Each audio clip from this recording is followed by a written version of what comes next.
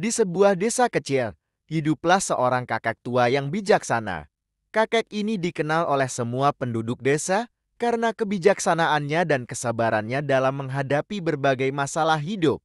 Suatu hari, seorang pemuda yang sedang mengalami masa sulit mendatangi kakek tersebut untuk meminta nasihat. Pemuda itu berkata, "Kakek, hidup ini terasa sangat pahit.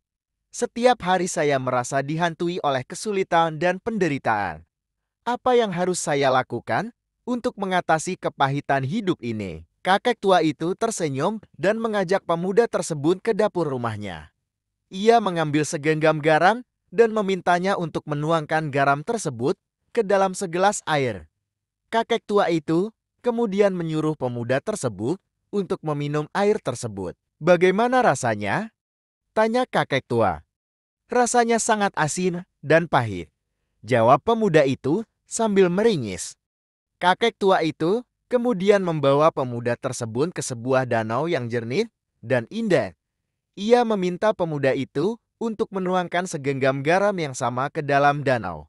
Setelah pemuda itu menuangkan garam, kakek tua itu menyuruhnya meminum air dari danau tersebut. "Bagaimana rasanya sekarang?"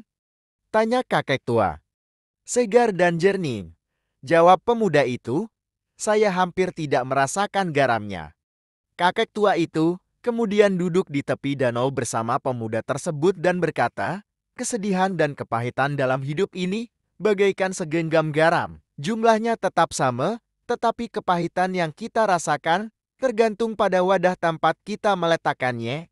Jika kamu merasakan kepahitan hidup, cobalah untuk meluaskan hatimu seperti danau ini. Jangan biarkan kesedihan itu hanya berada di dalam gelas kecil hatimu." Pemuda itu terdiam, merenungkan kata-kata kakek tua tersebut. Ia menyadari bahwa selama ini ia terlalu fokus pada kesedihan dan kepahitan hidupnya tanpa mencoba melihat hal-hal baik yang ada di sekitarnya. Sejak hari itu, pemuda tersebut berusaha untuk meluaskan hatinya, menerima kesedihan dan kepahitan sebagai bagian dari hidup, namun tidak membiarkannya mendominasi seluruh hidupnya.